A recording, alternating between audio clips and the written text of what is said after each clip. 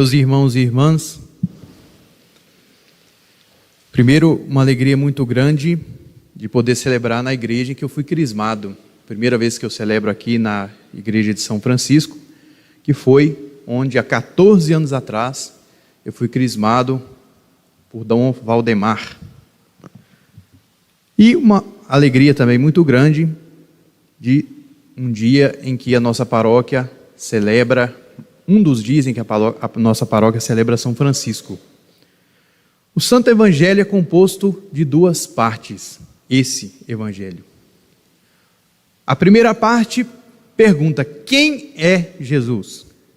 E a segunda parte, qual é a missão de Jesus? Porque são duas coisas diferentes. Na primeira parte, quem é Jesus? Jesus se afasta com os discípulos da multidão, ele vai para fora de Israel, para um lugar pagão, chamado Cesareia de Filipe. Antes de chegar na cidade, portanto, eles estavam sozinhos. Jesus pergunta: quem dizem os homens que eu sou? Se nós fizéssemos essa pergunta hoje, as respostas seriam variadas. Eu diria que a nossa sociedade erraria mais do que o povo da época de Jesus. Porque o povo lá da época, o que eles disseram? Uns dizem que é João Batista, outros que é Elias, outros que é um dos profetas. Então, em resumo, o que o povo achava que Jesus era? Profeta. O povo achava que Jesus estava lá para preparar o caminho do Messias, mas não era o Messias. Isso porque o povo achava que o Messias iria vir fazer guerra. Eles queriam um rei guerreiro. Quando se diz na Sagrada Escritura que o Messias era filho de Davi, o povo queria um rei igual Davi, com a espada na mão, vencendo as guerras por Israel. Um rei bom, um rei justo, mas guerreiro. O povo de Israel queria um Messias que viesse com tiro, porrada e bomba. E talvez por Jesus pregar a conversão, pregar a misericórdia. O Evangelho de São João diz que quando ele multiplicou os pães, o povo ficou tão entusiasmado que quis fazê-lo rei e ele se retirou. Então talvez por o tipo de pregação de Jesus, a atitude de Jesus, que não era assim de conflito, de confronto, eles começaram a pensar: olha, ele aí não é o Messias ainda, é um profeta, ele está preparando. Se nós perguntássemos quem é Jesus para a sociedade hoje, arrisco algumas respostas que a gente ouviria. Se a gente perguntar a um muçulmano quem é Jesus, ele vai dizer: Jesus, que eles lá chamam de Issa, me parece, é um profeta de Alá. Eles consideram Jesus profeta, igual o povo aqui do Evangelho.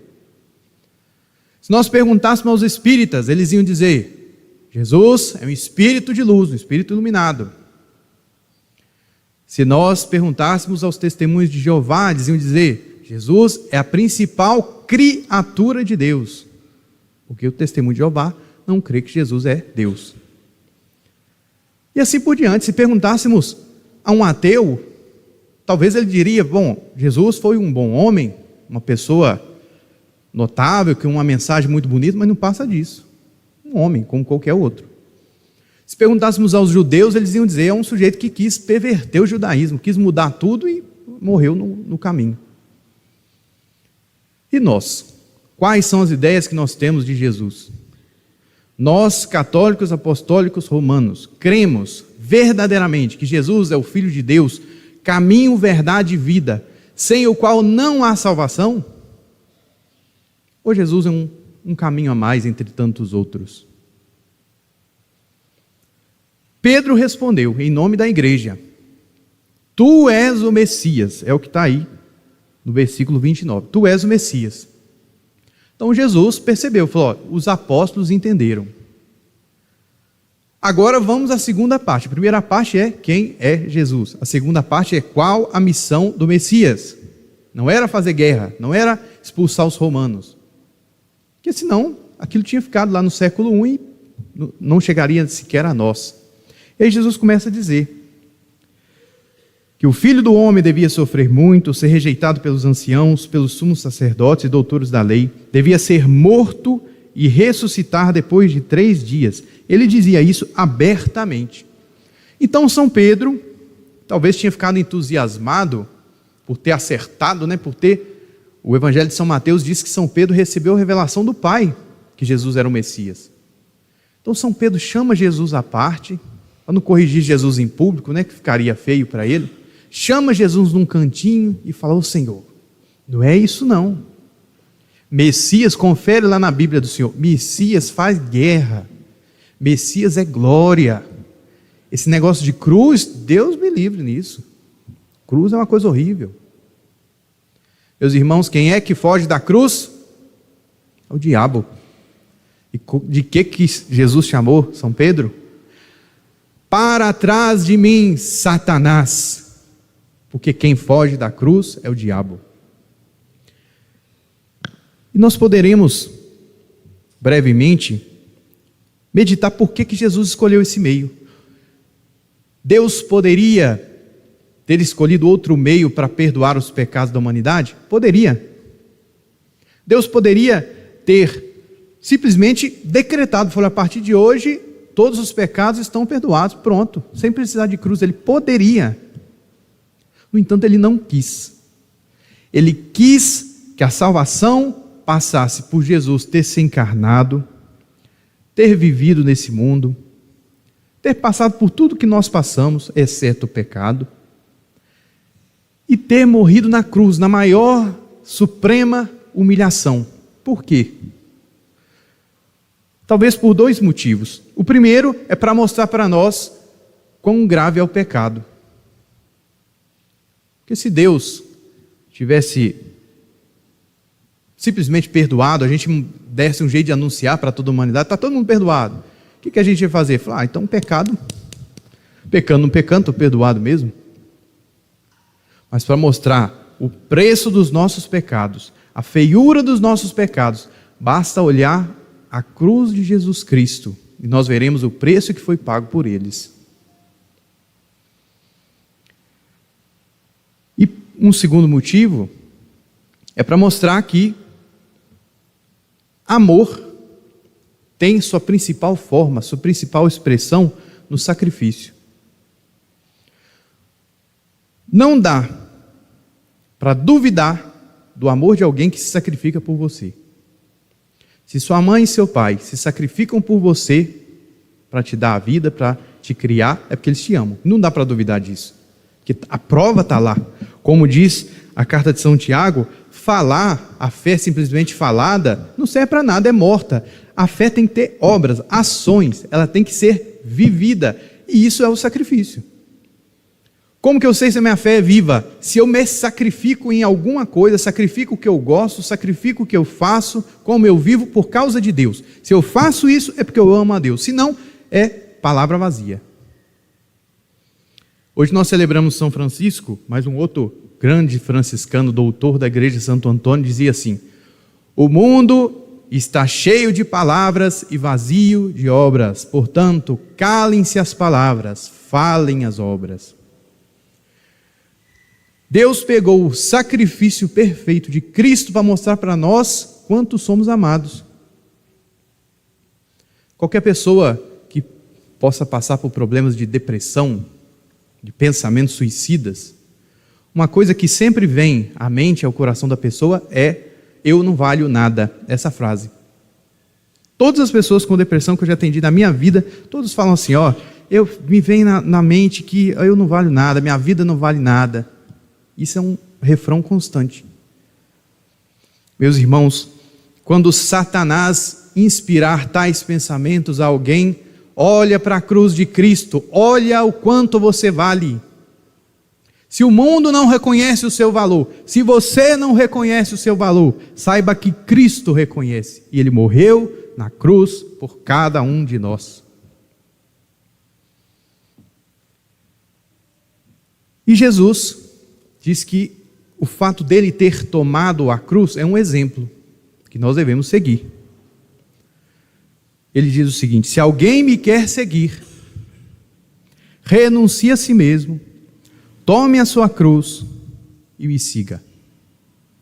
E o exemplo absolutamente perfeito de tomar a sua cruz e seguir Jesus é São Francisco. São Francisco poderia ter uma vida fácil. Ele nasceu em uma família rica, tinha tudo encaminhado pela frente, era um sujeito simpático, as pessoas da cidade gostavam dele. No entanto, ele quis seguir Jesus. Ele ouviu lá do crucifixo de São Damião. A cruz de São Damião é aquela cruz muito comum em ambientes franciscanos, como não poderia deixar de ser. Jesus está com os olhos abertos, tem cheio de sinais assim na cruz. Aquilo chama-se cruz de São Damião por causa disso, porque era a cruz que São Francisco estava diante dela na igreja de São Damião. E lá ele ouviu de Jesus: Francisco, vai e reforma a minha igreja, que como vês está em ruínas. Então ele tinha a sua vocação clara. Vocês se lembram que eu disse para vocês que a expressão do amor é o sacrifício? A mais perfeita e sublime? Vejamos então que São Francisco teve que sacrificar. Primeira coisa, o pai dele não aceitou a sua vocação. O pai dele queria que ele fosse militar. Ele chegou a participar de uma guerra. Se não fosse para ser militar, que fosse pelo menos comerciante. Mas quando São Francisco começou a dar tudo o que ele tinha para os miseráveis de Assis, para os leprosos, para os doentes, o pai dele ficou tão revoltado que o trancou, o acorrentou no porão. Eu não sei aqui como é o relacionamento de cada um aqui com seu pai e com sua mãe, mas eu suspeito que pelo menos seu pai e sua mãe não te acorrentou em lugar nenhum. Espero, né? São Francisco teve que suportar essa cruz. Depois que ele começou a sua missão, ele foi rejeitado pela sua cidade. Para os outros povos, para as outras cidades, eles viam o jeito de São Francisco viver, o jeito de São Francisco pregar, e pensavam assim: nossa, esse homem é um santo. O povo de Assis não, nem São Francisco, nem Santa Clara. O povo de Assis via aquele playboy chamado Francisco de Assis, que tinha tudo do bom e do melhor, que tinha um pai rico pedindo esmola. O sujeito que era pobre pensava assim: eu vou deixar de dar de comer para os meus filhos, para dar de comer para esse sujeito que está copiando moda, que ainda distratou o pai dele, um homem bom, um homem trabalhador. Não, ele que fica por lá. São Francisco e Santa Clara tiveram de passar fome muitas vezes, porque eram muito mal recebidos na sua cidade de origem. Não foi só Jesus que foi rejeitado em Jerusalém pelo seu povo. São Francisco foi rejeitado também pelo seu povo. É o preço que ele pagou pela sua vocação, o sacrifício que ele fez por causa do amor. As cruzes, seja de São Francisco, sejam as nossas, são variadas. Algumas são frutos da nossa escolha. Você faz uma escolha errada, aquilo vira um problema e você carrega aquele problema por resto da sua vida. É uma cruz. Algumas cruzes acontecem por causa do mal dos outros. Por exemplo, se eu estou tranquilo andando na rua, vem um sujeito que está bêbado, passa com o carro em cima de mim, eu fico aleijado. Eu procurei isso? Não. Mas a outra pessoa é livre e infelizmente usou a sua liberdade errada. É uma cruz, virou uma cruz. Outras cruzes acontecem porque a vida é assim, é a natureza das coisas, como por exemplo as doenças. Enquanto existir fígado, existe doença de fígado. Enquanto existir pulmão, existe doença de pulmão.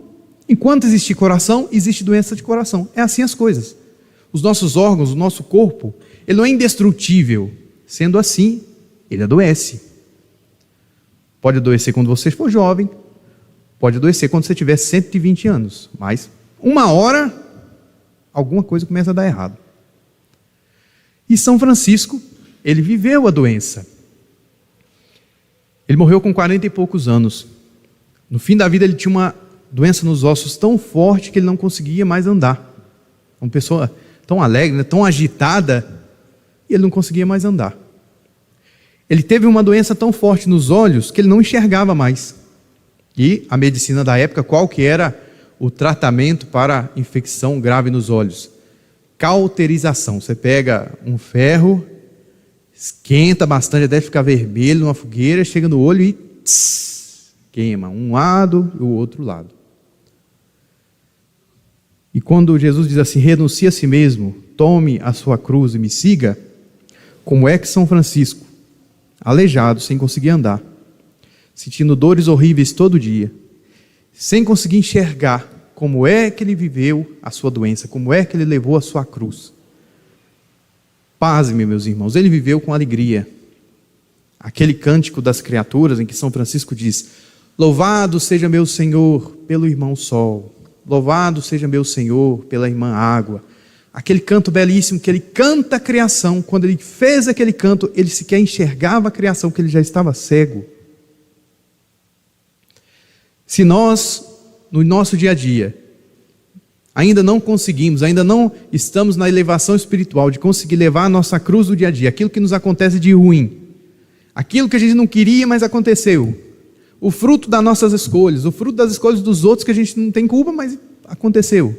Se a gente não consegue levar com alegria, igual São Francisco, pelo menos peçamos a Ele para a gente conseguir levar com paciência. Todos os dias, quando você acordar, quando acontecer uma coisa que você não gosta, quando você passar por uma tribulação, olha para a cruz de Jesus Cristo e diz: Senhor, eu te ofereço essa minha cruz. Eu renuncio à minha vontade. Eu não queria que tivesse acontecido isso. Eu não queria que fosse assim. Mas então eu abraço a minha cruz. Eu te ofereço a minha cruz. Que São Francisco, que ficou com as marcas da cruz impressas no seu próprio corpo, possa nos ensinar, nem que seja um pouquinho, a sabedoria da cruz, que fez com que ele vivesse coisas tão difíceis, mas sem jamais perder a alegria. Louvado seja nosso Senhor Jesus Cristo.